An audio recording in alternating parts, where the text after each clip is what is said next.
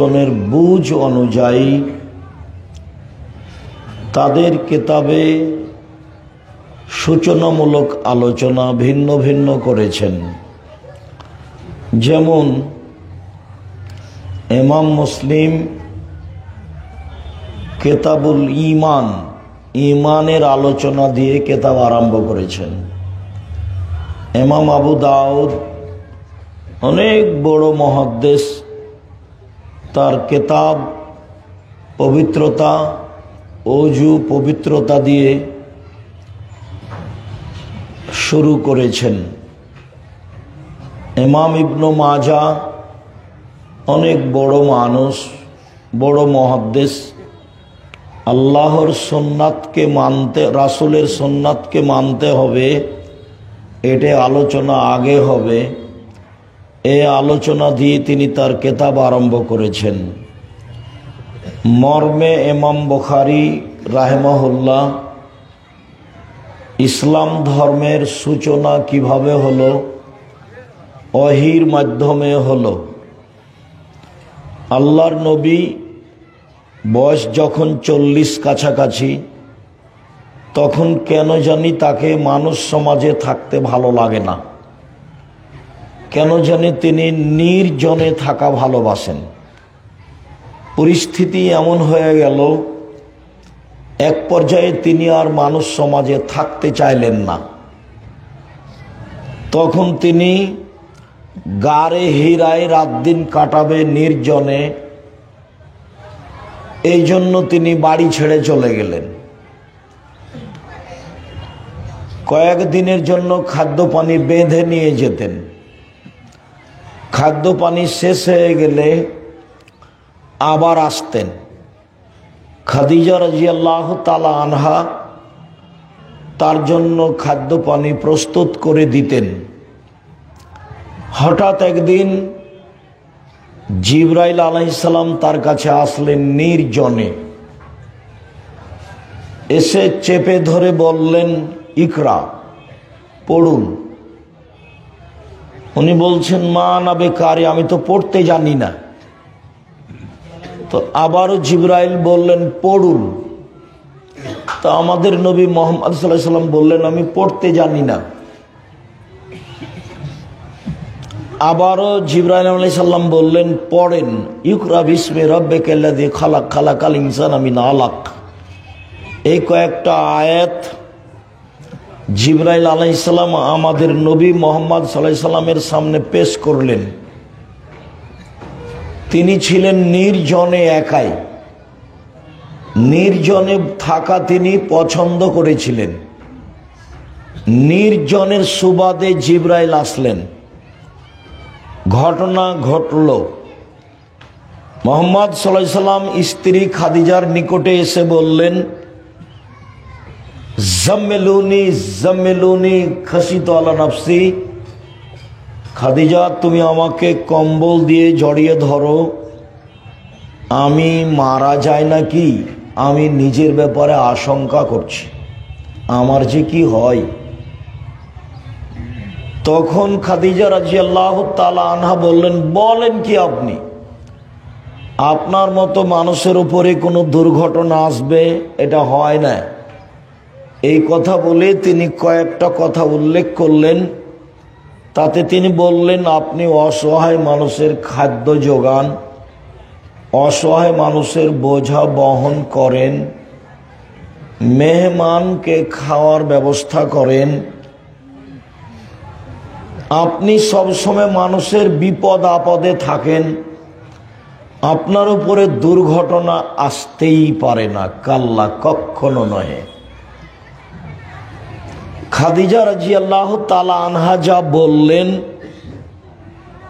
রাসূল সাল্লাল্লাহু আলাইহি সাল্লাম যে ভয় করেছিলেন তাকে অস্বীকার করে দিলেন। না তো, এটা তো প্রশ্নই আসে না।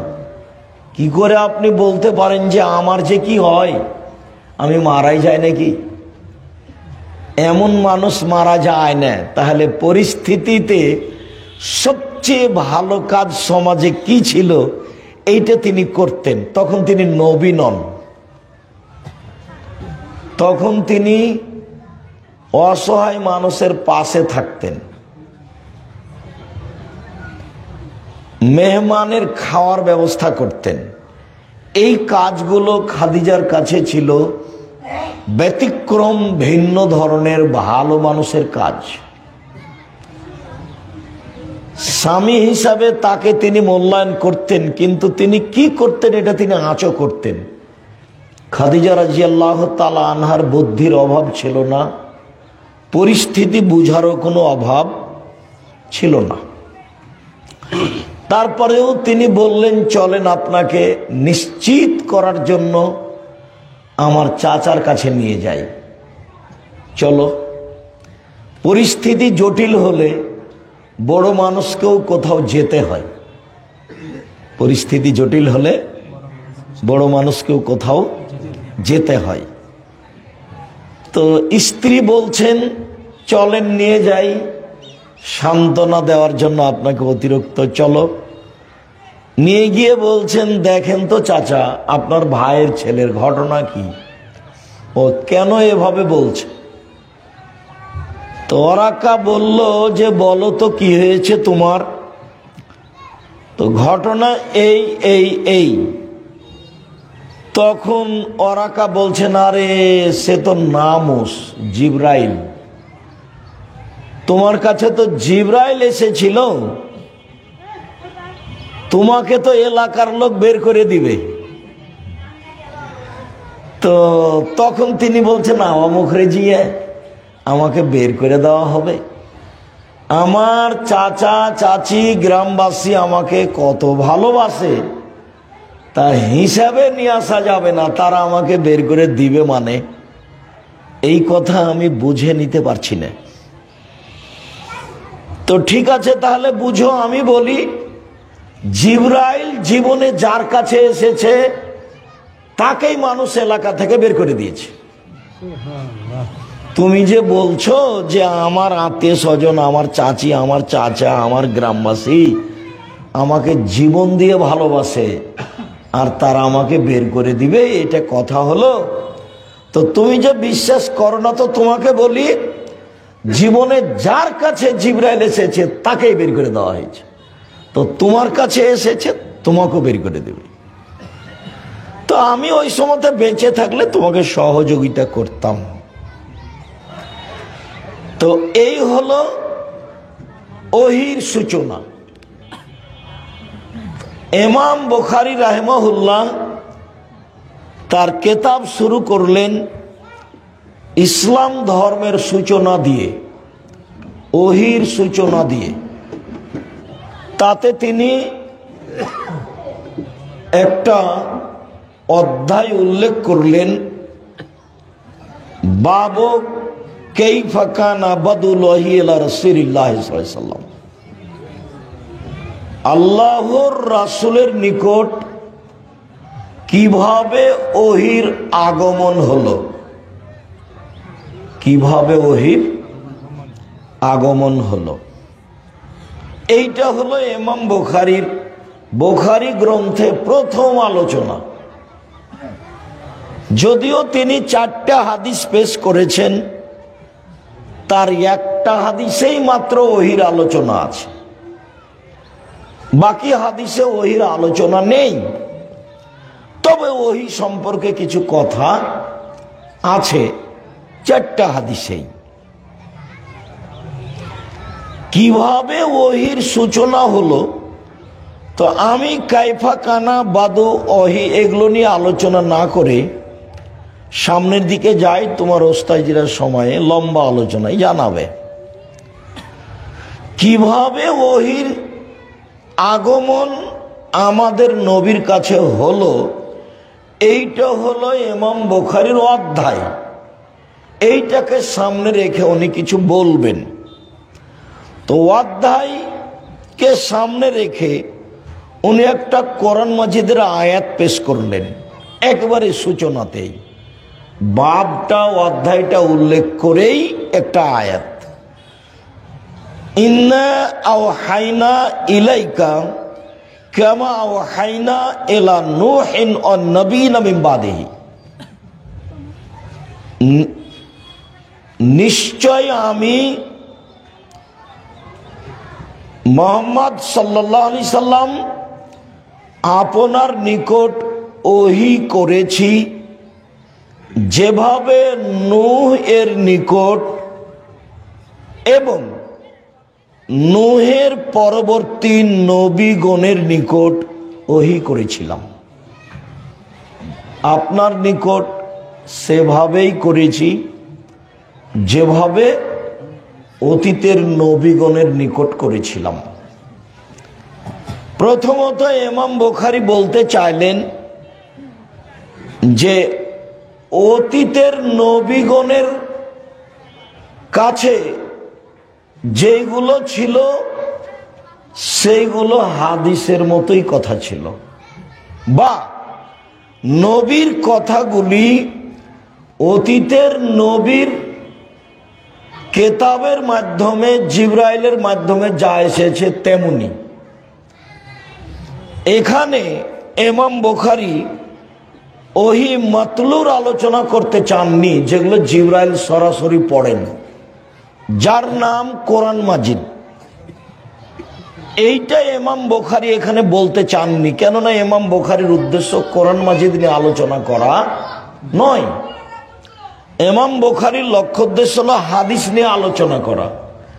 তো হাদিস নিয়ে যে আলোচনা করবেন, তো হাদিসের কথা বলবেন, অতীতের কোনো হাদিস দেখাবেন এখানে, তা না দেখিয়ে কি দেখিয়েছেন? একটা আয়াত দেখিয়েছেন। প্রথমে আয়াত দেখিয়ে বলেছেন যে অতীতের নবীর কথাগুলো ছিল ওহী হাদিস, আমার নবীর কাছে যেগুলো হাদিস হিসেবে এসেছে সেগুলো আল্লাহর বাণী, জিবরাইলের মাধ্যমে নবী বলেছে। তবে জিবরাইল এসে পড়েননি, তেলাওয়াত নয়। তো হাদিসের মান নবীর, আমাদের নবীর যে হাদিসের মান, অতীতের নবীগণের কথারও সেই মান। অতীতের নবীগণের ওহীর মান যা ছিল, আমাদের নবীর হাদিসের মান সেটাই। প্রথমত ইমাম বুখারী এই কথা বলতে চাইলেন। তারপরে যেটা বলতে চাইলেন সেটা হলো এই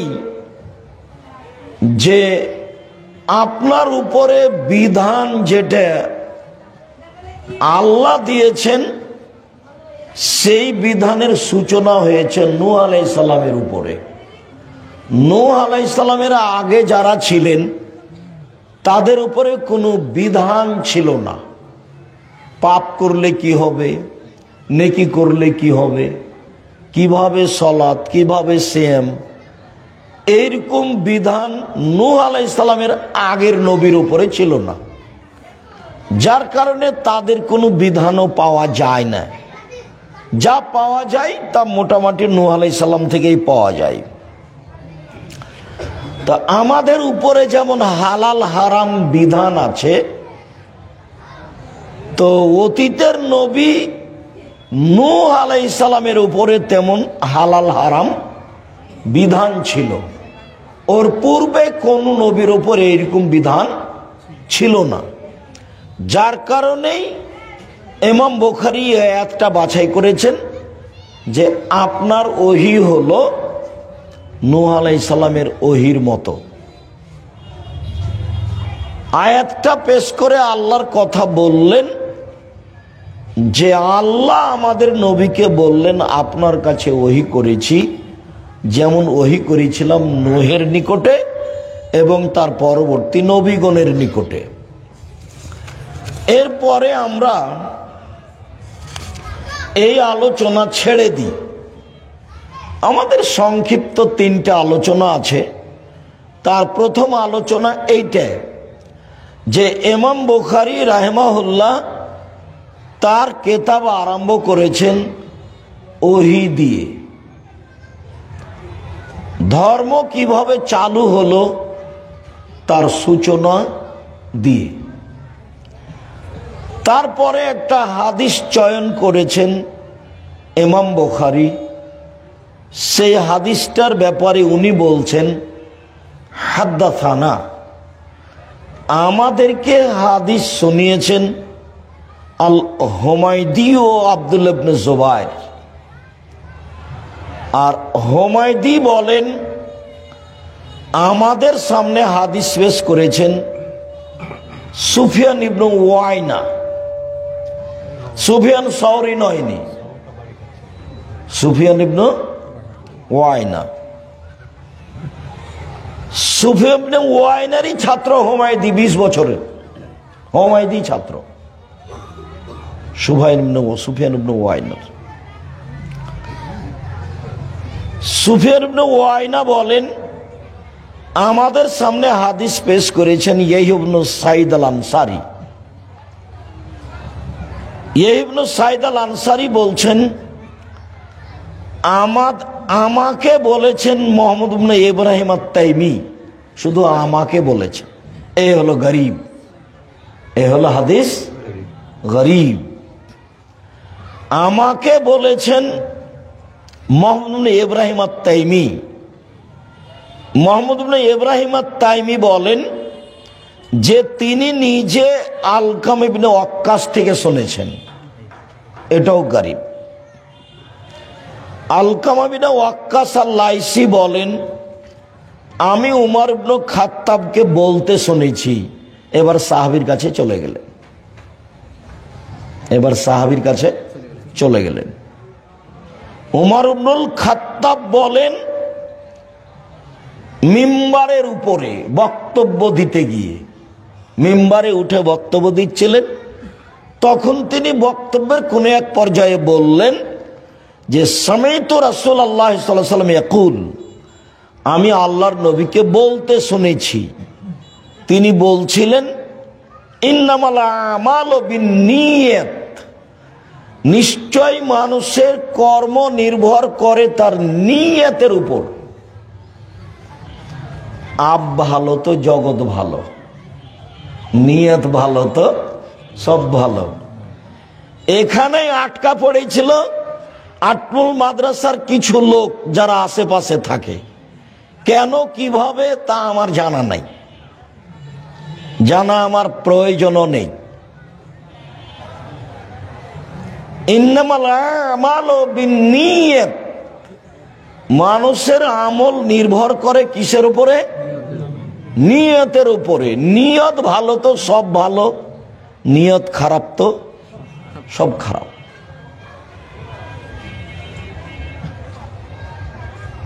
অনেক কথা হাদিস শেষ করি, তার দুই একটা বলি। ওয়াইন্নামা লিকুল্লি ইমরিন মা নাওয়া, নিশ্চয় মানুষ সেটাই পায় যা নিয়ত করে, যার ইচ্ছা করে। নিয়ত শব্দটা মানুষ ভালোই বুঝে, রাখাল কিষান সবাই বুঝে। ওরাও বলে যে তোর নিয়তই খারাপ রে,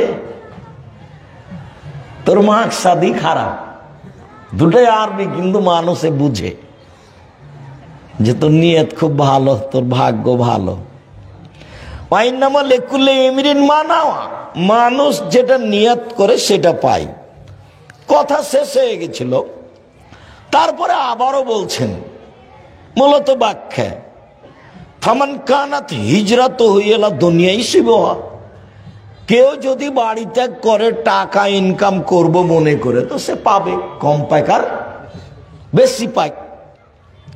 আও এলা ইমরাতিন ইয়ানকিহুহা, কেউ যদি বাড়ি ত্যাগ করে কোনো মেয়েকে বিবাহ করব বলে, তো সেটা সে পাবে।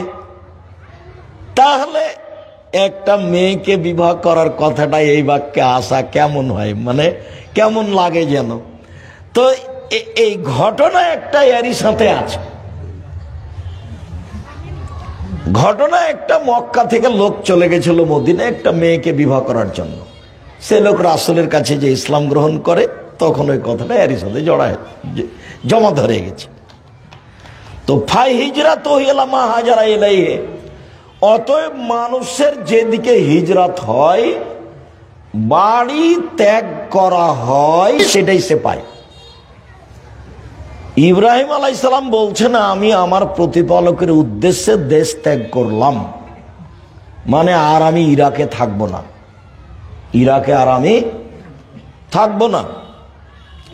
ইরাকের লোক আমাকে আগুন দিয়ে জ্বালিয়ে দিতে চায়, তো আমি এখন হিজরত করব, দেশ ত্যাগ করব, থাকবই না দেশে। তো এখনই চলে যাবেন উনি ফিলিস্তিন, ইরাক ত্যাগ করে। তো যে যেটার ইচ্ছা পোষণ করে আল্লাহ তাকে সেটা দিয়ে দেন সময়ের গতিতে। প্রথমে দু একটা বলি বর্ণনাকারীদের পরিচয়।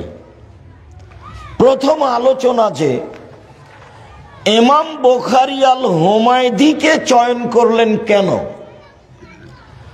হুমায়দি থেকে বর্ণিত হাদিস চয়ন করলেন কেন। কোরআন মাজিদ কুরাইশ বংশের কেরাতে লিখা আছে। কোরআন মাজিদ কার কেরাতে লিখা আছে?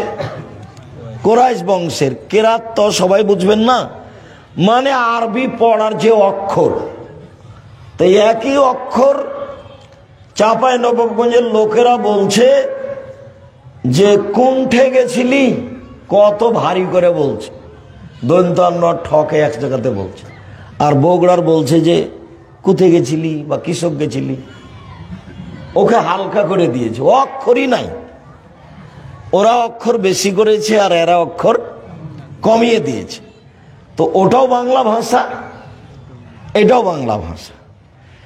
তো এইরকম ভাবে সৌদি আরবের বহু বংশ ছিল যারা অনেক সময় উচ্চারণে একজন সিন উচ্চারণ করলে আর একজন ওই জায়গাতে সিন না করে সদ করেছে।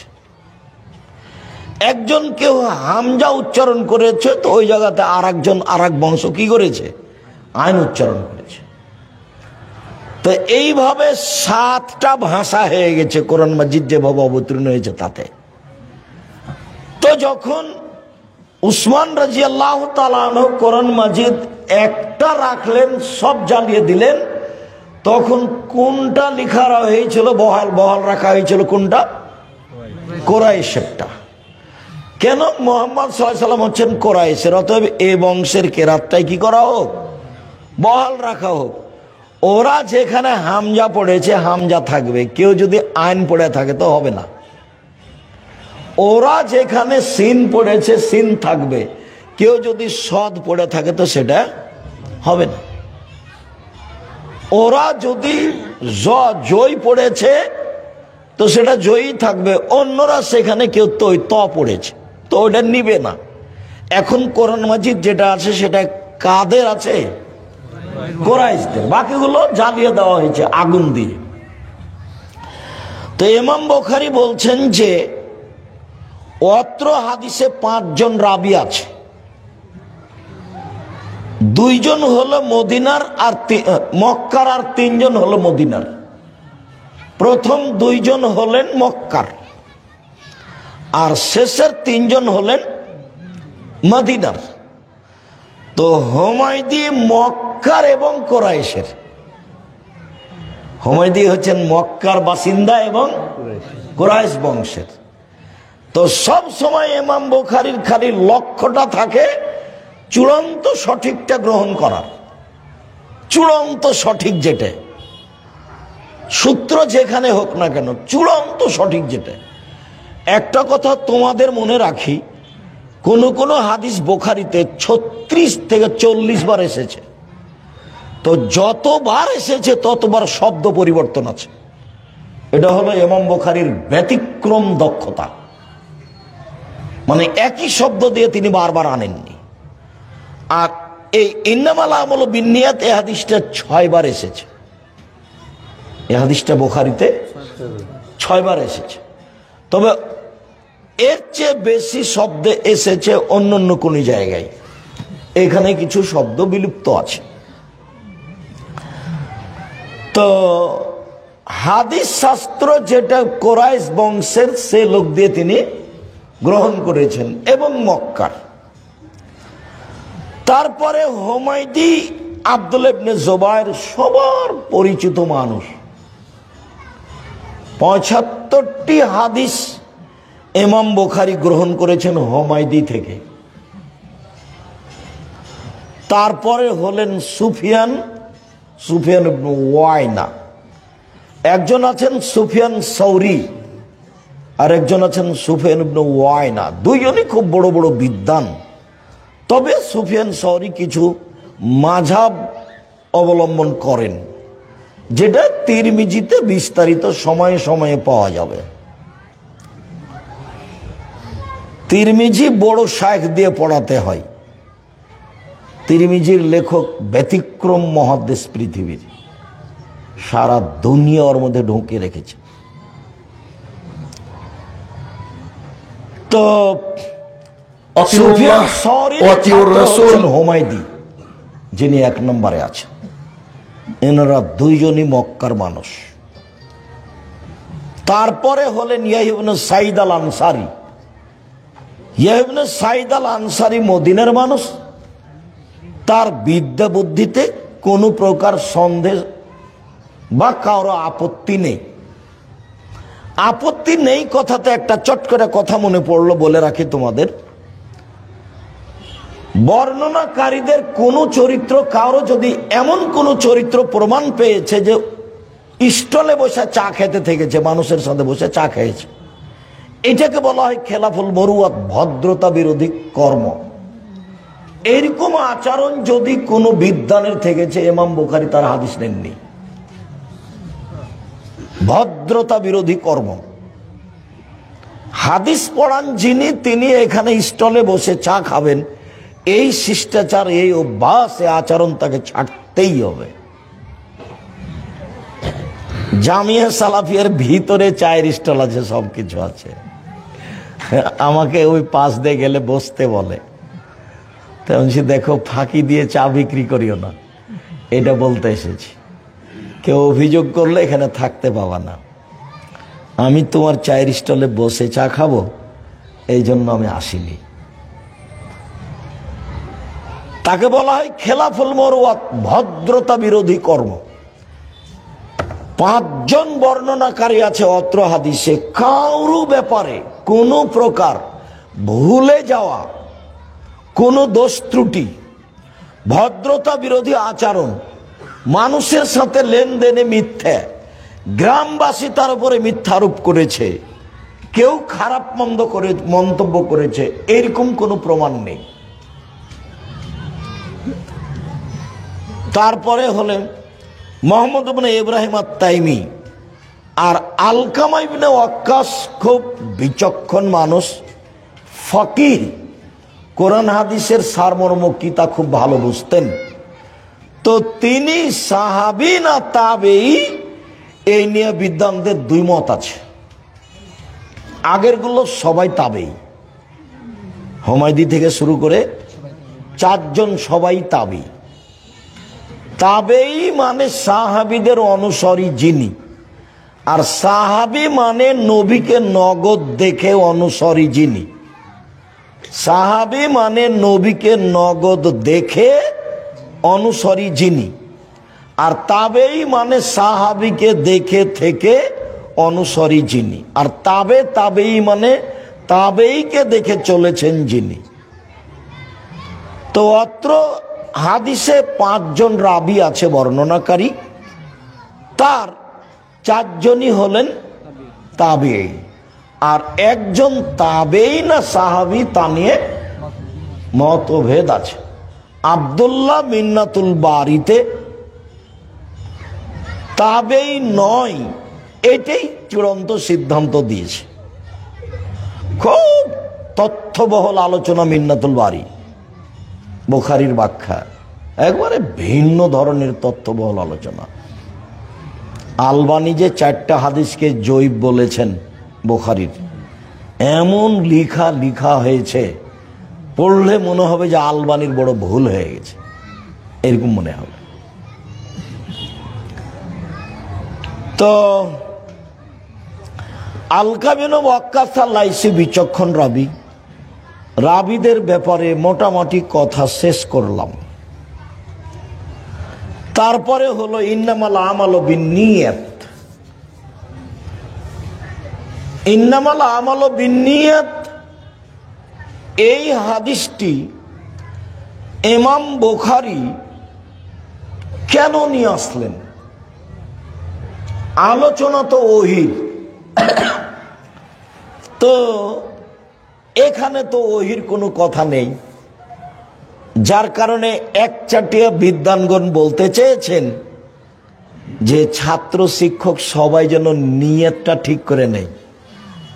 পড়তে পড়তে কয়দিন পরে একজন বলছে গার্মেন্টসের চাকরি নিবি, বেতন 30,000। তখন বলছে যে বুখারীর দাস থাক, গার্মেন্টসে যাই, টাকা। তো বাপ মা মিলে সিদ্ধান্ত নিয়েছে যে চল রে, ছেলেটা 3টে তো পার হয়ে গেছে দুনিয়ার বদ, একটা ভালো আটমূল মাদ্রাসায় দি। তো আটমূল মাদ্রাসায় দিয়েছে। তো 2-4 মাস পরে খালা বলছে, ছেলেটার খালা, তোর মা বুঝে তোকে নষ্ট করার জন্য দিয়েছে, তোর কত মেধা ভালো, তোকে যদি এতে বগুড়া ক্যাডেট স্কুলে ভর্তি করতো তাহলে তোর কত শোনো হতো, কত কি করতি, ইঞ্জিনিয়ার হয়ে একটা বড় ডাক্তার হয়ে শয়তান হতি, প্রতারক। তো এভাবে খালা বারবার বলেছে। তখন খালাকে গিয়ে বলছে, তার খালা আবার ওর মাকে ধমকালছে। তখন ওর খালু আবার বলে, তুমি জায়গা পাও না, ছেলেটা ওখানে দাও। কয়দিন পরে তখন নিয়ত কি হয়ে গেছে, উল্টে গেছে। দিয়ে বলছে যা হয়েছে হয়েছে, ভুল তো করেছি, ছেলেটা বগুড়াতে ভর্তি করে দিয়াই রে। ইন্নামাল আমালু বিন্নিয়াত। ইমাম বুখারী কি আসলে ওহির সাথে মিলানোর জন্য হাদিসটা নিয়ে এসেছেন, না ছাত্র শিক্ষকের অন্তরকে সংশোধন করার জন্য নিয়ে এসেছে? বলছে যে 8 বলে এসেছি, এখন কয়েকদিন বুখারী পড়বো, আসলে কুষ্টিয়া বিশ্ববিদ্যালয়ে ভর্তি হবো সেই জন্য। তো কয়েকদিন কোথায় আর থাকবো, 8 মূলে খাই থাকি ফিরি। তো জামিয়া সালাফিয়ায় গেল না কেন, হাজার হাজার ছাত্র। তো বলছে যে আর বলেন না, আব্দুর রহমান এমন শক্ত, বাপ রে বাপ, পা ধরে পড়ে নিয়ে গেছিলাম, তো হয়নি। কই যে হবে না রে, অন্তর আর একটা আছে। কয়দিন পরে ও কোথায় যাবে, কুষ্টিয়া বিশ্ববিদ্যালয়ে ভর্তি পরীক্ষা দিতে যাবে, আসলে এমনি আছে ও এখানে। তো ইমাম বুখারী বলছে যে ছি ছি ছি ছি, ওহির আলোচনা শুরু করেছি, কিন্তু তুমি আগে কি করো, সংশোধন হও। ইন্নামাল আমালু বিন্নিয়াত। তুমি যে এখন ফাঁকি দিয়ে আছো, চাঁপাইনবাবগঞ্জের ভাষাতে ভোগা দিয়ে আছো, ফাঁকি দিয়ে যে তুমি আছো, তো তোমার অন্তরে একটা কালো দাগ পড়ে গেছে, অন্তরে তোমার একটা কালো দাগ পড়ে গেছে, এটা দিয়ে আর হবে না পড়া। যেখানেই যাও পথ ভালো আর হবে না, কেটে গেছে ওটা। নিয়তে কি হয়ে গেছে, ত্রুটি হয়ে গেছে, ফাঁকি দিয়ে দিন কাটাচ্ছ। তো অনেক বিদ্বানী আলোচনা অন্য আর এই হাদিসটাকে সামনে রেখেছে। তার মধ্যে মেশকাতও তাই, উনি ইমানের আলোচনা করবেন, দেখি তার উপরে একটা হাদিস লিখে রেখেছে, সেটা হলো ইন্নামাল আমালু বিন্নিয়াত। তো মেশকাতের লেখক ও ছাত্ররাকে বলছে, দেখো আমি হাদিসটা নিয়ে এসে নিজেকেও সংশোধন করতে চেয়েছি, ভালো মানুষ করতে চেয়েছি, তোমরা যারা পড়ছো তারা একটু তোমরা কি করো, ভালো মানুষ হওয়ার চেষ্টা করো। নিয়তে ত্রুটি থাকলে সব যাবে, নিয়তে ত্রুটি থাকলে মিথ্যার আশ্রয় নেওয়া লাগবে, আর মিথ্যা যখন ঢোকে যাবে তখন আর সেটা ভালো থাকবে না। ইমাম বুখারী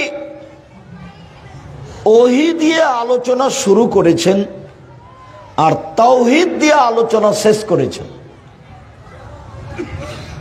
ওহী দিয়ে আলোচনা শুরু করেছেন আর তাওহীদ দিয়ে আলোচনা শেষ করেছেন। কেন এভাবে করলেন? ওহী দিয়ে আলোচনা শুরু করে বললেন, পৃথিবীর মানুষ জীবনটা কাটাও ওহী অনুযায়ী, আর শেষটা যেন তাওহীদ টিকে থাকে, লা ইলাহা ইল্লাল্লাহ। যদি লা ইলাহা ইল্লাল্লাহ না টিকে তো ওহী গেছে, ওহী গেছে। তো এতদিন তো আমল করলে ওহী অনুযায়ী, তো শেষেরটা যেন তাওহীদের উপরে থাকে।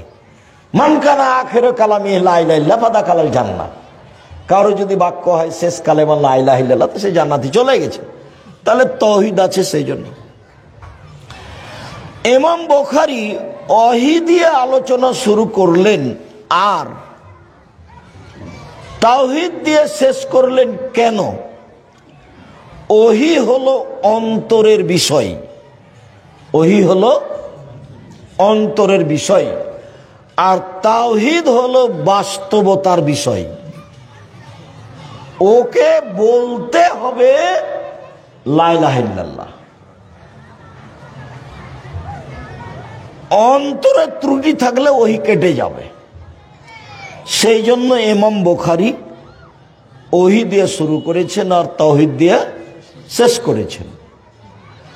ইমাম বুখারী ওহী দিয়ে শুরু করে বলেছেন, দেখো যার যত নিয়ত ভালো তার তত আমলের ওজন ভালো। তাই ওহী দিয়ে শুরু করে ওজন দিয়ে শেষ করেছেন, তাওহীদ দিয়ে শুরু করে ওজন দিয়ে শেষ করেছেন। শেষ হাদিসটা কিসের? কালিমাতানে সাকিলাতানে খাফিফাতানে ফিল মিজানে, দাড়ি পাল্লা দিয়ে করেছেন। তার মানে যার নিয়ত যত ভালো তার দাড়ি পাল্লাতে নেকি তত ভারী, তত ভালো। যার নিয়ত যত ফাঁকি দেওয়া তার ওই দাড়ি পাল্লার নেকি তত খালি এমনিতে হালকা। সামনে হাজার হাজার লক্ষ লক্ষ। আমি আরো দুইটা কথা আছে, সেই জন্য তোমাদের এখানে তোমাদেরকে সতর্ক করো তো। আমরা নিজেরা সতর্ক হওয়ার উদ্দেশ্যে, যারা এখানকার শিক্ষক, যারা আমরা আছি দায়িত্বে, তাদের সতর্ক করার লক্ষ্যে বলি যে অবশ্যই নিয়ত সংশোধন করে কাজ করতে হবে। এইভাবে বলা হবে না যে আচ্ছা যাক এটা এখন হচ্ছে তো এটা করে নি, পরে আর একটা তো অন্য করবোই, সেটা তো আমি জানছি, পরে আর একটা করবো সেটা তো জানছি। তোমার অন্তরটা যেন খুব পরিষ্কার হয়। আসলে তুমি দুদিন থাকার জন্য এখানে আসনি, বুখারী পড়ার জন্য এখানে এসেছো, এইটা যেন হয়। এইটা ছাত্র শিক্ষক সবাকেই বলি। আর একটা কথা বলি, বুখারী পড়াও ভাগ্য, বুখারী পড়ানো ভাগ্য। বুখারী পড়াও ভাগ্য, বুখারী পড়ানো ভাগ্য। যদি পড়তে পড়তে 2 মাস 4 মাস 6 মাস পরে চলে যাও, তাহলে বুঝতে হবে ভাগ্য টলে গেছে। আসলে আমার ভাগ্যে এটা নেই, তাই এটা ঘটলো। বুখারী পড়াতে পড়াতে যদি বন্ধ হয়ে যায়, তাহলে বুঝতে হবে ভাগ্য টলে গেছে। আসলে আমার ভাগ্যেটা নেই, আমি জোর করে ধরে রাখছিলাম। এরপরে যেটা জরুরি কথা, আমি আপাতত তোমরা বই খুলে থাকো, দার্স শেষ করে আমি কোরআন মাজিদ থেকে 2-1টা কথা বলছি। তার প্রথম কথা হলো এই যে আটমল সালাফিয়া মাদ্রাসা আল্লাহকে সন্তুষ্ট করার উদ্দেশ্যে চালু হয়েছে। আল্লাহর কাছে জোরালো দাবি যে এই সন্তুষ্টির মধ্যে অসন্তুষ্টি ঘটানোর জন্য কোনো মানুষ আল্লাহ এর কাছে নিয়ে না আসে। এটা আল্লাহর কাছে প্রথম দাবি। আমি দিনরাত জামিয়া সালাফিয়ার ব্যাপারে যখন কথা বলি, তখন বলি যে আমার দিয়ে যেন জামিয়া সালাফিয়ার ক্ষতি না হয়, এটা আমি চাই না। আমি জামিয়া সালাফিয়া গড়তে এসে আমাকে দিয়ে জামিয়া সালাফিয়ার ক্ষতি হবে, এরকম কর্ম, এরকম কথা, এরকম আচরণ আমি চাই না। এরপরেও আমার অজান্তে যদি কোনো ত্রুটি ঘটে যায় আর আমি সেটা যদি জানতেই না পারি, তাহলে আমি জামিয়া সালাফের বেতন নিই না। আমি তো ইচ্ছা করলে বেতন নিতাম। আমি জানা সালাফিয়াতে যে প্রতিষ্ঠান আছে, ঘর বাড়ি আছে, সেটাতে আমি ভাড়া দিয়ে থাকি। তো যেহেতু আমি জামিয়া সালাফের কোনো সুবিধা ভোগ করি না, বেতনও নিই না, তা আমার অজান্তে যদি কোনো ত্রুটি ঘটে যায়, তাহলে ওইটা তুমি আমাকে বিনিময় হিসাবে গ্রহণ করে পার করে দিও, জামিয়া সালাফের জন্য ক্ষতি না হয়। আমি জানতে পারিনি সেই জন্য তুমি ক্ষতি করে দিবে, এটা আমি চাইনি। আমি তোমাকে আর একটা বলে রাখছি, আমি জামিয়া সালাফের সুবিধা ভোগ করি না, এক সন্ধ্যা খেলে তার টাকা দিয়ে দিই। অতএব আমার ত্রুটি তোমার কাছে ধরা পড়েছে, আমি বুঝতে পারিনি। তা আমি যে কর্ম করেছি ওটাকে বিনিময় করে তুমি জামিয়া সালাফে বহাল রাখবা, আমার জন্য ক্ষতি না হয় আর জামিয়া সালাফের জন্য ক্ষতি না হয়। আর আমি যদি আমার ত্রুটি বুঝতে পারি জেনে শুনে সজ্ঞানে, তা আমি পরিবর্তন করব ইনশাআল্লাহ। তার মানে আমি জামিয়া সালাফের সরিষা সম পরিমাণ ক্ষতি চাই না। আটমল সালাফিয়া মাদ্রাসায় যারা আসে কোরআন হাদিস শুনতে, যারা আসে টাকা পয়সা দিতে, যারা আসে প্রতিষ্ঠান দেখতে, তাদের ভিতরে সামান্যতম আল্লাহকে সন্তুষ্টি করা ছাড়া আর কোনো যেন উদ্দেশ্য না থাকে। আল্লাহুম্মা আমিন। থাকলেও ক্ষতিগ্রস্ত হবে, তাকে ক্ষতিগ্রস্ত হতেই হবে। যারা আসবে কোরআন হাদিস শুনতে, আল্লাহকে সন্তুষ্ট করার জন্য আসবে, মাথাটাকে খালি রেখে, মাথাটাতে কোনো দল আছে, কোনো সংগঠন আছে, তারপরে কোনো ব্যক্তি আছে, তারপরে হুমায়ুনকে কালামকে যারা দায়িত্ব পালন করে তাদেরকে একটা কথা বলে ভটকে দিব, এরকম কোনো হিসাব নিয়ে যেন না আসে। তাতে সেও ক্ষতিগ্রস্ত হবে, প্রতিষ্ঠানের ক্ষতি হবে। পরে আরো দুইটা কথা আছে, এই কথাটা প্রথমে বলছি। আসেন, আসতেই হবে। আটমলে এই মাদ্রাসা, আটমল সহ এতদা অঞ্চলের যত লোকজন আছে সবাইকেই দেখতে হবে, দেখতেই হবে। মাথায় শুধু কাকে সন্তুষ্ট করা থাকতে হবে? আল্লাহকে। আল্লাহকে সন্তুষ্ট করার জন্য আসতে হবে, বসতে হবে। ত্রুটি ভিতরে থাকে না যেন, পরবর্তীতে যারা আসবে তাদেরও যেন হয় না। এইটা দাবি প্রথমে কার কাছে করি? আল্লাহর কাছে। তারপরে মানুষ হিসেবে আমাদের কাছে, আপনার কাছে বলছি, একে আল্লাহর সন্তুষ্টির জন্যই তৈরি করা হয়েছে। তৈরি করো তো বহুদিন আগে একদিন সাদুরিয়া মাদ্রাসায় জালসায় এসেছিলাম। আব্দুর রহমান জুমার বাড়ি কাছ খাকা মৌলবীর ছেলে ওই মাদ্রাসা চালাচ্ছিল, কচ্ছপ খাওয়া আবু তাহের।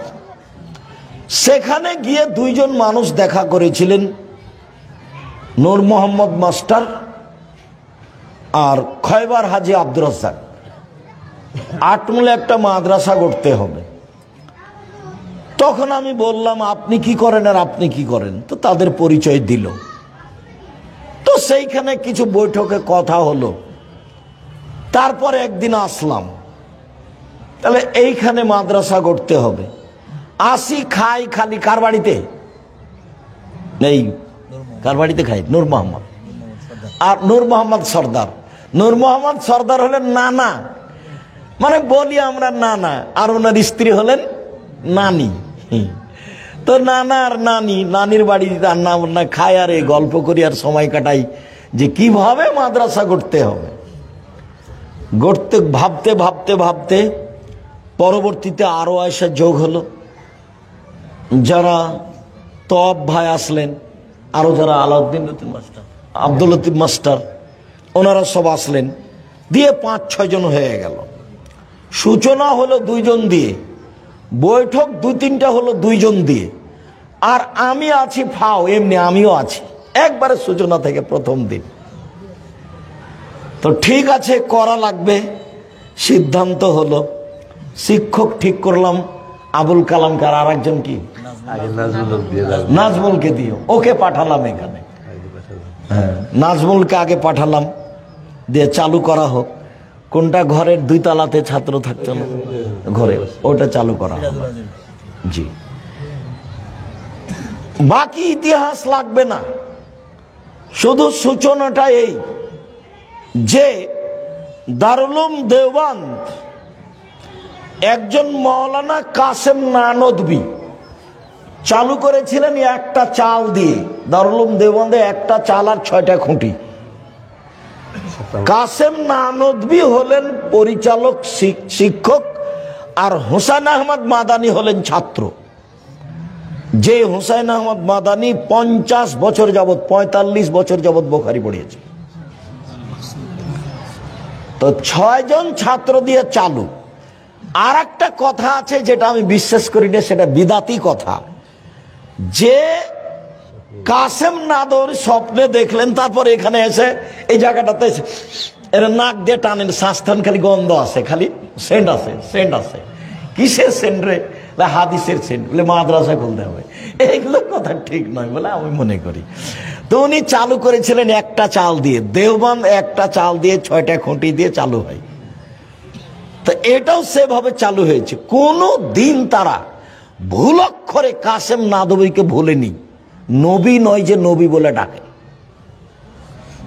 কোনো দিন তারা হুসাইন আহমদ মাদানীকে ভুলেনি। নবী নয় যে নবী বলে ডাকে। আমি আসলে বলিনি যে হুসাইন আহমদ মাদানী শিরক করেছেন।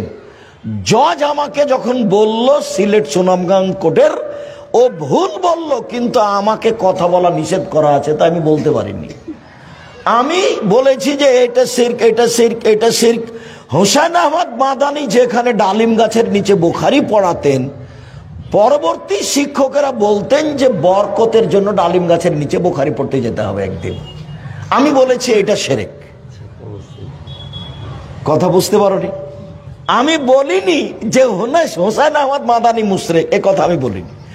আমি বলেছি যে হুসাইন আহমদ মাদানী ডালিম গাছের নিচে বুখারী পড়াতেন, পরবর্তীতে যেসব বিদ্বানেরা বলেছেন যে বরকতের জন্য একদিন কোথায় বুখারী পড়াতে যেতে হবে?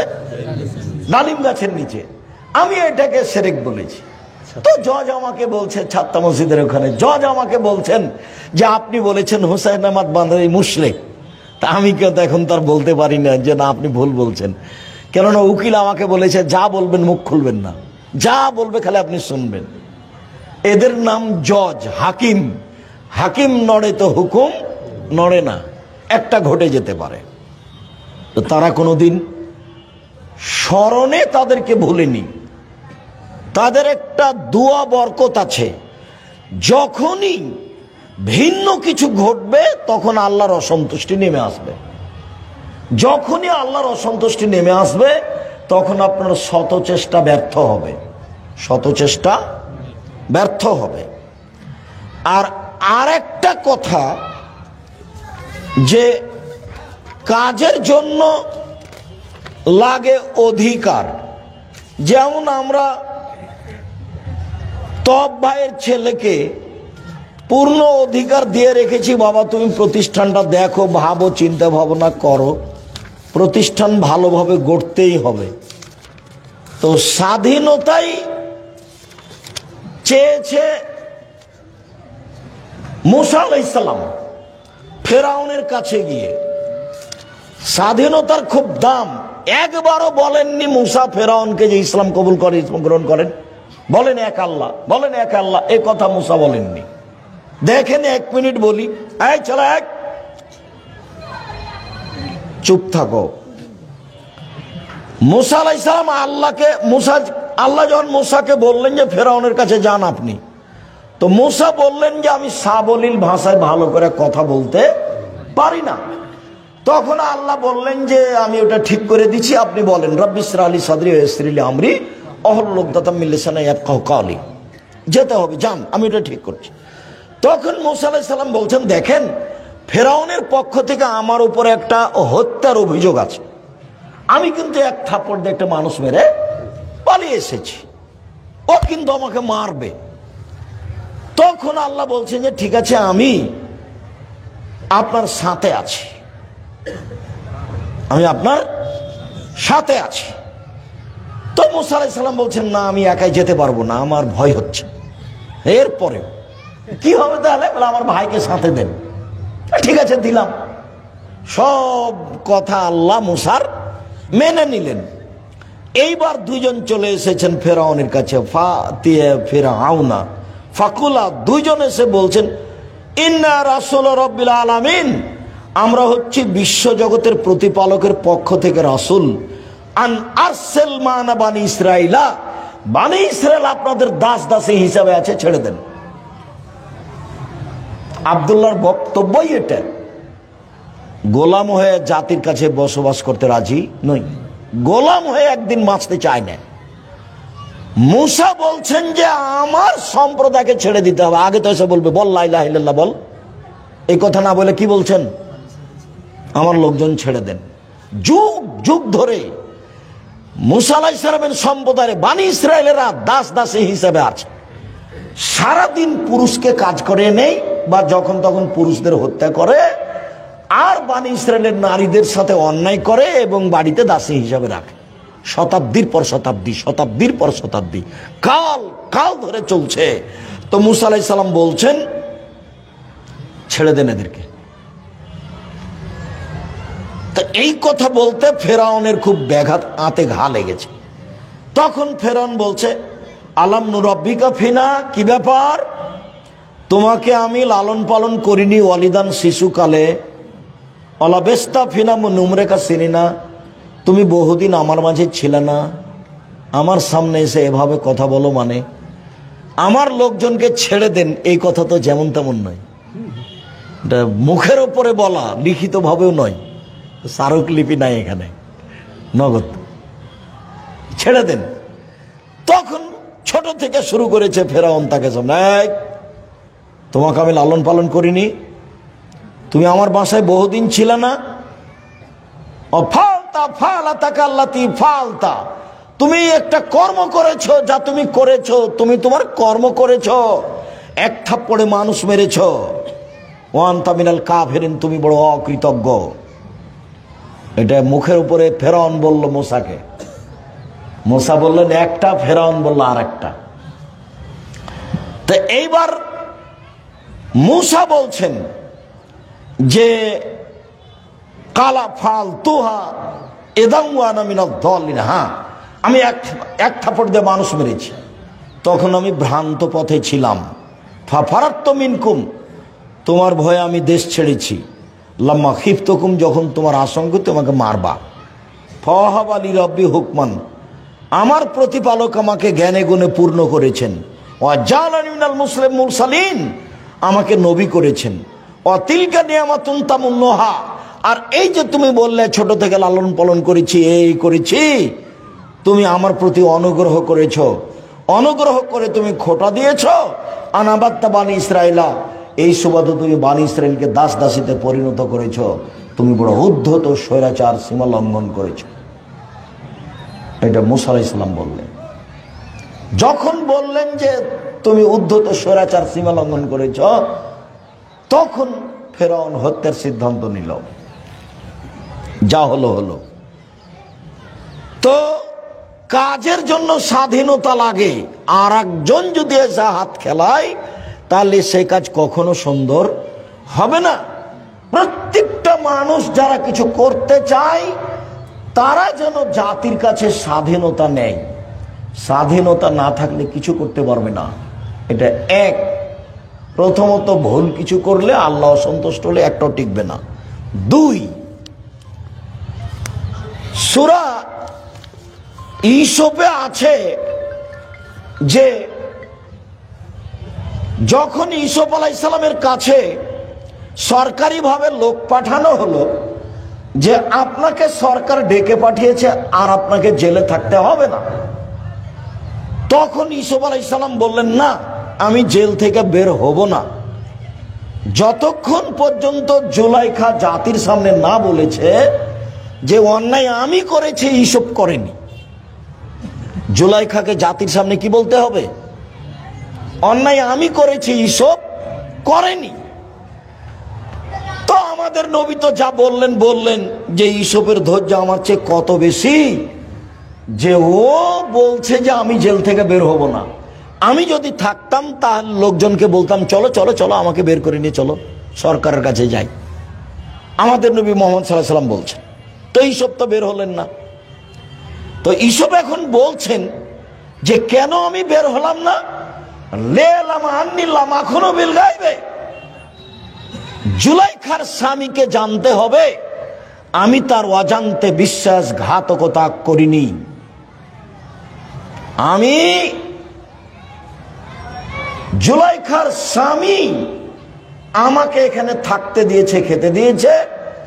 জুলাইখার স্বামীকে না জানিয়ে আমি জুলাইখার সাথে জেনা করিনি, এইটা আমি তার স্বামীকে জানাতে চাই যে আমি বিশ্বাসঘাতক নই। ও তো আমাকে এখানে থাকতে দিয়েছে, বলছে এই জুলাইখা, এই যে ভালো ছেলে, সুন্দর, দেখছো না কত সুন্দর, টকটকে ঝকঝকে রে, একে আমরা ভবিষ্যতে সন্তান হিসাবে গ্রহণ করব। একে ভালো থাকতে দাও, ভালো খেতে দাও। এখন ভালো খাচ্ছেন, ভালো থাকছেন, এই সুবাদে আমি তার স্ত্রী জুলাইখার সাথে অন্যায় করব, এটা আমি করিনি। আমি বিশ্বাসঘাতক নই।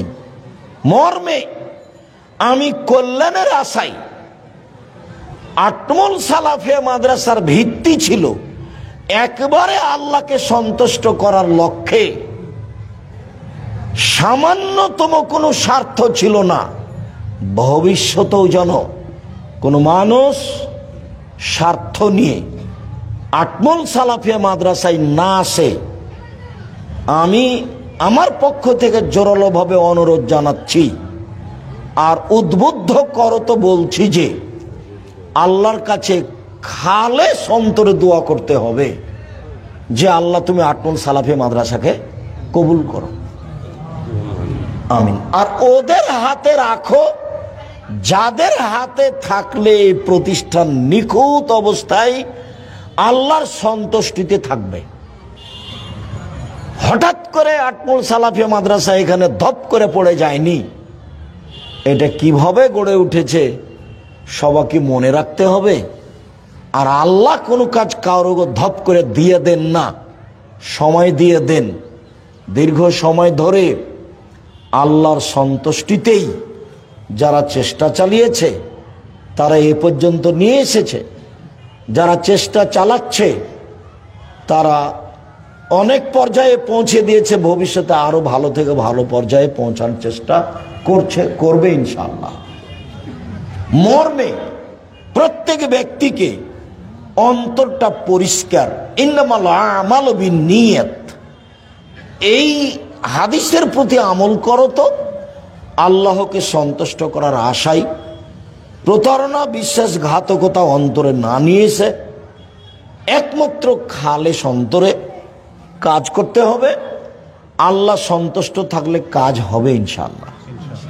আজ যা আছে 5 বছর 10 বছর পরে এর চেয়ে আরো অনেক বেশি হয়ে যাবে। মর্মে বলি শেষে এসে, আল্লাহ যারা খালেস অন্তরে এই প্রতিষ্ঠান গড়ে চলে গেছে তুমি তাদের কবরের শাস্তি মাফ করে দাও। আমরা ছাত্ররা, শিক্ষকেরা তাদের পরবর্তী উত্তরসূরি হিসাবে আছি। আমরা তাদের জন্য তোমার কাছে অন্তর খুলে, মন খুলে, কোনো প্রকার স্বার্থ ছাড়াই তোমাকে শিরক মুক্ত সর্বশক্তিমান মনে করে তোমার ক্ষমতার আশাধারী হয়ে বলছি, যারা খালেস অন্তরে আটমল সালাফিয়া মাদ্রাসা গড়েছে তুমি তাদের কবরের শাস্তি মাফ করে দাও। তুমি তাদের কবরকে প্রশস্ত করো, তুমি তাদের কবরকে আলোকিত করো। আমরা যারা এলাকাবাসী, দেশবাসী আছি, কি বলবেন, আমরা যারা এলাকাবাসী, দেশবাসী আছি, তারা সবাই যেন আল্লাহকে সন্তুষ্ট করার আশায় খালেস অন্তরে আটমল সালাফিয়া মাদ্রাসায় দান এবং সহযোগিতায় পরামর্শে থাকি। আল্লাহ তুমি তৌফিক দান করো। এই তৌফিক দান করার দাবি জানিয়ে উপস্থিত বৈঠকি দান, যারা এখানে ছেলেরা আছি, যারা অভিযোগ আছি, সবাই অভিভাবক আছি, ওই এই আমার সাথে যে ছেলেটা ছিল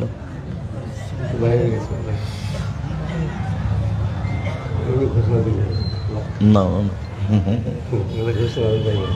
আচ্ছা, আপনাদের সাথে আমিও বৈঠকি দানে আছি ইনশাআল্লাহ। আপনারা সবাই বৈঠকি দানে অংশগ্রহণ করে, সবাই আমাদের সাথে যারা আছে, তোমরা শিক্ষক, তোমরাও না খালি পকেটে চলে এসছো নাকি? বৈঠকি দানে জাযাকুমুল্লাহ খায়র, সবাই অংশগ্রহণ করবে। এই ছেলেরা তোমরাও। আচ্ছা, তোমাদের আর একটা কথা বলি ছাত্রদেরকে, জাযাকুমুল্লাহ খায়র, তোমরা জুমার দিন যখন মসজিদে আসবে দান থাকলে আল্লাহর দয়া থাকে আর বালা বিপদ দূর হয়ে যায়, ওর অন্তর পরিষ্কার হয়ে যায়। তোমরা 5টা টাকা 10টা টাকা বা একটা কয়েন নিয়ে আসবা জুমার দিন, এমনি আসবা না, কথা বুঝতে পারোনি?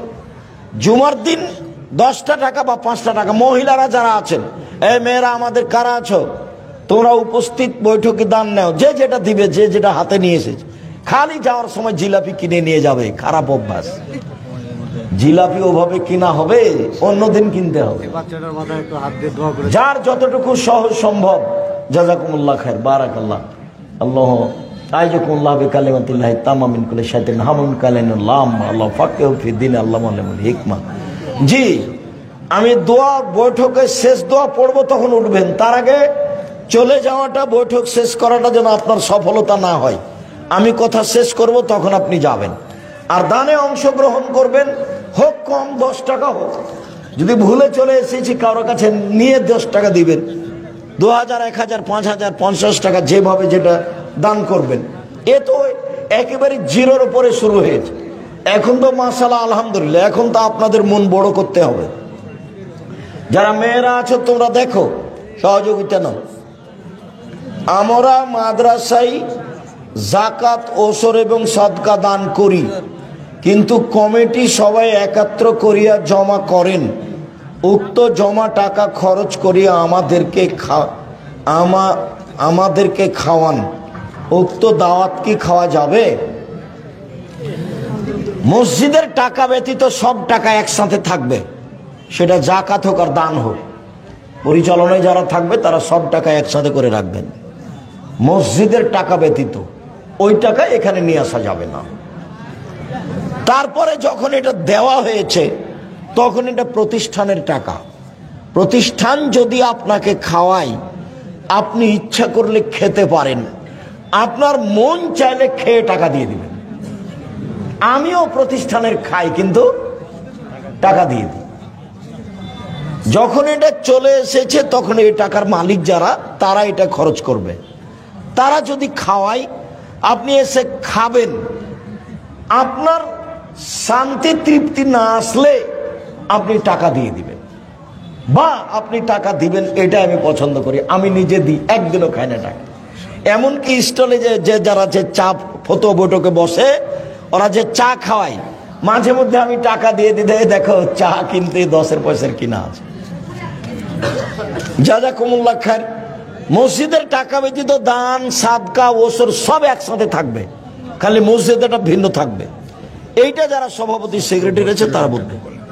আরে আপনারা সবাই ছেলে নিয়ে আসবেন ভর্তি করার জন্য, যেহেতু এখন ভালো অবস্থায় আছে। ছেলে মেয়ে এতটা অঞ্চলের সবাই এখানেই দিবেন, এইটা ভুল করিয়েন না। সময়ের গতিতে আমি আরো বলবো, ইনশাল্লাহ ছেলে মেয়ে ভর্তি করার ব্যাপারে এই ভুল করবেন না। এখান থেকেই ছেলে মানুষ হলে রুজি এর মাধ্যমেই হবে, দেখবেন ভালো আছে, রুজিতে আল্লাহ বরকত দিয়েছে। ইসলামের হাবাচক ও নাবাচক সবাই মানি, কিন্তু হিসাব করিয়া যাকাত দেয় না, তবে দান করি। দান করে ওইটা তো পার পাওয়া যাবে না, হিসাব করে যাকাত দিতেই হবে, দিতে বাধ্য।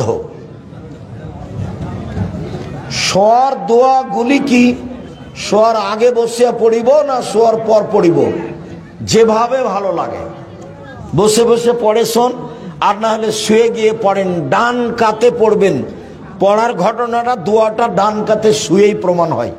গালের নিচে হাত রেখে ডান কাতে শুয়ে পড়বেন। অজুখানায় বসে হাট বাজারের মতো গল্প করে, তাহাদের গল্প মসজিদের ভিতরে মুসল্লিদের সুন্নাত পড়ার সময় কানে পড়ে। এগুলো বোকামি, গল্প করা যাবে না, হারামে কথা নয়, তবে এভাবে গল্প করা নিষেধ। সালাত 1 রেকাত হোক বা 2 রেকাত হোক বা 3 রেকাত হোক বা 4 রেকাত হোক, শেষ বৈঠক বা সালামের বৈঠক যখন হয়, তখনই আমি ডান পায়ে তলা দিয়ে বাম পায়ের অগ্রভাগে নিতম্বের উপর, জি সালামের বৈঠকে নিতম্বের উপরে বসবেন, এটাই ঠিক। 1 রেকাত মানে ভিতর সালামের বৈঠক, 2 রেকাত মানে ফজর সালামের বৈঠক, 3 রেকাত মানে মাগরিব সালামের বৈঠক। সালামের বৈঠকেই নিতম্বের উপরে বসবেন, এটাই ঠিক। যে সকল ধর্ম সবাই নাগরদোলা এবং কসমেটিক্স দোকান বসায়া মহিলাদের মেলা করায় সেই ধর্ম সভায় কি যাওয়া যাবে? যেতে হবে, সতর্ক করতে হবে, বন্ধ করতে হবে, জরুরি, এটাই ঠিক। এত অন্যায় অপরাধ নিয়ে জালসা হবে, এটি কি আর হয়? এগুলো বন্ধ করতে হবে জরুরিভাবে। শুধুমাত্র খাওয়ার স্টল ছাড়া কোনো প্রকার স্টল দেওয়া হবে না, সব বন্ধ থাকবে। সুতা বা সুতলি কোনো মালিক ফেলে দিয়েছেন, আমি তাহা লইয়া বাড়ির কাজে ব্যবহার করি, ইহার কি হিসাব দিতে হবে? আপনি চেষ্টা করেন মালিক পাওয়া যায় কি না। যদি না পাওয়া যায় তাহলে আপনি ব্যবহার করবেন, এটা আল্লাহর নবী অনুমতি দিয়েছেন। বা আপনি দান করে দিবেন, এটা আল্লাহর নবী অনুমতি দিয়েছেন। সুবহানাল্লাহ, আলহামদুলিল্লাহ, আল্লাহু আকবার একসঙ্গে 33 বার লা ইলাহা ইল্লাল্লাহ। শাইকুদ্রি আয়াতুল কুরসি নাকি একবার এইভাবে বলা যাবে কি না? তো 33 বারের শেষে যখন লা ইলাহা ইল্লাল্লাহ, তখন তো লা ইলাহা ইল্লাল্লাহু ওয়াহদাহু লা শারীকা লাহু। যেভাবে দিনরাত দেখছেন কি কি কারণে ছেলে ও মেয়েকে এবং ভাই ও বোনকে ত্যায্য করা যায়, ত্যায্য করার কোনো পথ নেই, সব হারাম। কোনো কারণ নাই যাতে ত্যায্য করা যাবে। ত্যায্য শব্দ চলবে না, ওটাই না যায়। 5 মাস বয়সে সন্তান মারা গেছে, আকিকা দেয়নি, এখন আর আকিকা লাগবে না, 7 দিন পার হয়ে গেছে, আকিকা পার হয়ে গেছে, আল্লাহ মাফ করো, ছেলেটা আমার কাজে লাগাও। কোন হিন্দু লোককে দিয়ে মসজিদ নির্মাণ কাজ করে নেওয়া যাবে কি? যাবে, কোনো সমস্যা নেই।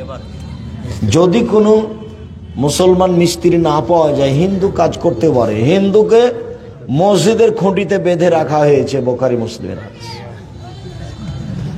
নবী রাসূলদের নামের পূর্বে হযরত লেখা যাবে না।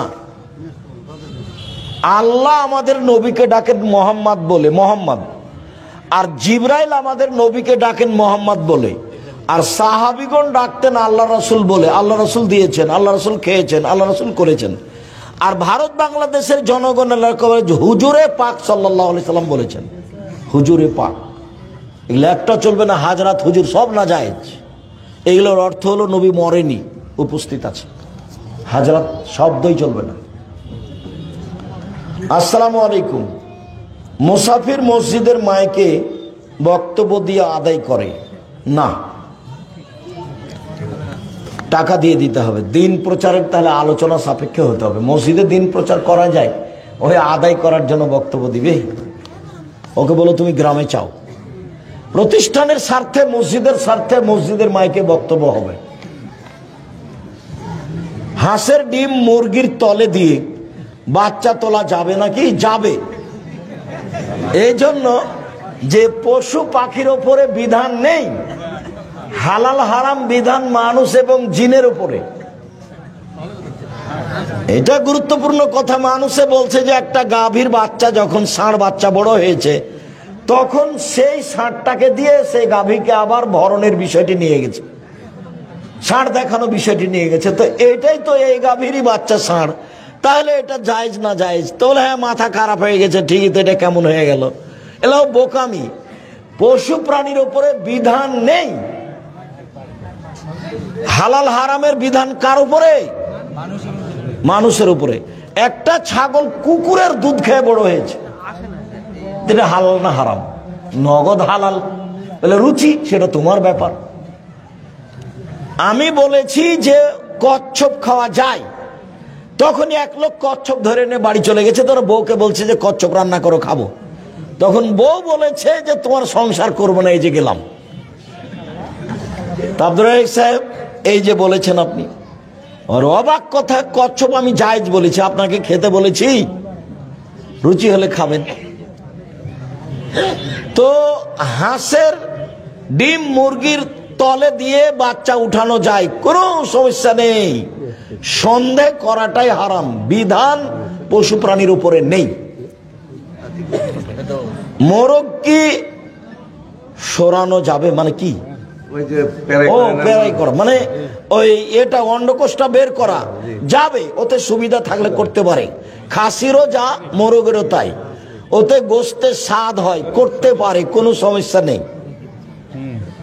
ওই খাসির কুরবানি হবে, ওটাই বুখারী, ওটাই ইবনে মাজার সহিহ হাদিস। জানে জানে আত্মসাৎ করলে তার কি ক্ষমা হবে? কি এটা? ও জেনে, তাহলে জানে যে জেনে, জেনে করুক আর না জেনে করুক আত্মসাৎ একই, খুব ভয়াবহ। জানে আত্মসাৎ করলে তার কি ক্ষমা হবে? কি এটা? জান্নাতে চলে গেছে তো ঢুকেনি কেন? মরেনি এই জন্য। তা আত্মসাৎ করেছে তো জাহান্নামে চলে গেছে, তো ঢুকেনি কেন? মরেনি এই জন্য। আত্মসাৎ খুব খারাপ জিনিস, বিশাল ব্যাপার। গমা সাপের চেয়ে অনেক ভালো, গোখরা সাপ এর চেয়ে অনেক ভালো। আর কি আছে? মসজিদের সামনের দিকে আজান দেওয়া যাবে কি? বাইরে উঁচু জায়গা থেকে মসজিদে আজান দেওয়ার ব্যবস্থা হতে হবে। যদি না থাকে যে কোনো জায়গা থেকে আজান দিতে পারে।